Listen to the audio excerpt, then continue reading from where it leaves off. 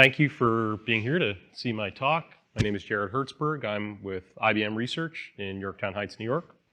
And I want to say a big thanks to the many people who are involved in this work and related work, and to IBM for funding, of course, and for external funding that we receive for part of this work.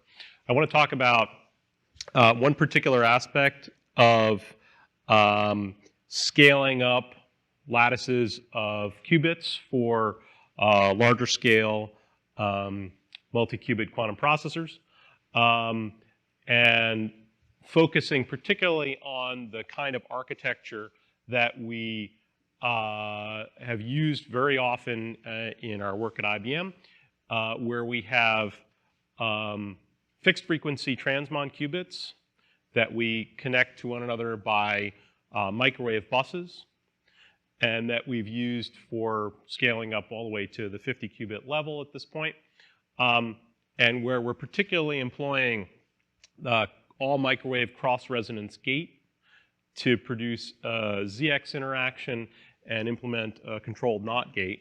And the key to this cross-resonance gate has been very often discussed, is that you have a control qubit, target qubit, and you're driving the control qubit at the target qubit's frequency in order to activate the gate through the intervening microwave bus. Now, the fact that you're driving the control qubit at the target qubit's frequency gives you the issue that you can run into degeneracies between the energy levels of these two qubits. All right, so you can have a degeneracy between the O1 states of two qubits which are nearest neighbors. You could have a degeneracy between O1 and the O2 over 2, between O1 and the 1-2 of nearest neighbors. You can have cases where the frequencies of the control and target are too far apart, so the ZX interaction is too weak to run an effective gate. And you also have to consider interactions between next nearest neighbors in the lattice. So you could have a degeneracy between the O1s or a degeneracy between the O1 and the 1-2 of next nearest neighbors. And we also have to consider interactions between three qubits where you could have a two-photon excitation that would lead to a degeneracy between two qubits and another one's O2 state. So we call these so-called frequency collisions or frequency crowding, and I've listed here effectively 7 types of these cases that we have to avoid when we set the frequencies for our qubits in a multi-qubit lattice. And we have to define some kind of exclusion range around each one of these collision types. And we've been able to extract that approximately from some work that we've done theoretically, that some of my colleagues at IBM have done theoretically, trying to set a bound where these frequency collisions would be the limiting case for the gate fidelity compared to the typical gate fidelities that we're able to achieve. We can set some very approximate bounds on many of these collisions. So let's think about how that's going to affect the overall functioning of a lattice, right? So in order to avoid these collisions, we want to try to set a pattern of frequencies in the lattice that is where you totally avoid all those types of collisions, right? So let's say you have the square lattice, familiar from surface code. If you have 5 distinct frequencies, what you've done is you've set so that no 2 on the same bus have the same frequency, and also nearest neighbors and next nearest neighbors are not degenerate in their frequencies. And but we know that in setting frequencies of fixed frequency qubits, there's some imprecision in setting those frequencies.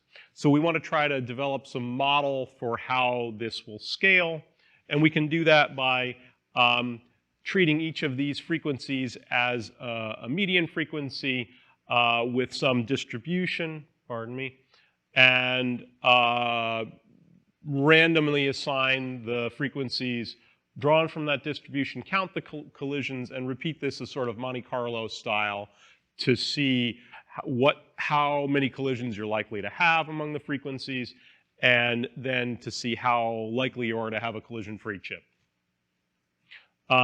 So schematically, you can think of that as distributions of frequencies around each of these 5 frequencies.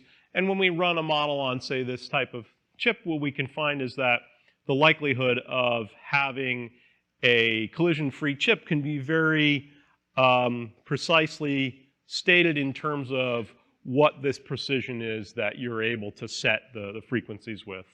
So if you look at this plot here, you could say, well, if you can set the frequencies with a 50 megahertz precision in this 5-frequency pattern, then your 17-qubit square lattice is liable to have, say about a 50% chance of having fewer than 8 collisions, a 10% chance of having fewer than 4, and a 0.2% chance of having having 0 collisions. So we want to try to apply this kind of statistical model to different lattice types and frequency patterns that we believe to be able to be evading the frequency crowding problem. So there's the 5-frequency pattern at a 17-qubit square lattice, a 49-qubit square lattice. These correspond to lattice types that could run, say, a surface code type error correction at a distance 3 or a distance 5. We've also begun looking at lattices of a different connectivity, a different layout. You can see some work in this recent paper. Here is what we call a heavy hexagon lattice and a 3-frequency pattern, which we are going to look at in this model for how it's able to evade the frequency crowding. And here is what we call a heavy square lattice, again with a 4-frequency pattern that should be able to be resistant to the frequency crowding issue. So when we take all of these different kinds of lattices, we run them in that Monte Carlo model, and we're going to look for how many collisions does each type of lattice develop on average for putting these 3-frequency pattern, 4-frequency pattern, or 5-frequency pattern for these different types of lattices. And what you do see is that the square lattice for the same size of lattice, effective same distance of lattice, you always seem to be having more collisions at any scale. And then followed by the heavy square and then the heavy hexagon. So let's look at what we call the yield, that is a fraction of cases in the statistical model that will be collision free. And that looks like, like this.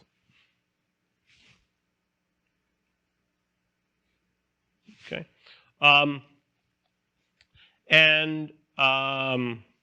So what we see is that if we're looking for, say, a distance 5 lattice where we can operate without collisions, putting these 5-frequency or 3-frequency or 4-frequency pattern in to evade the collisions,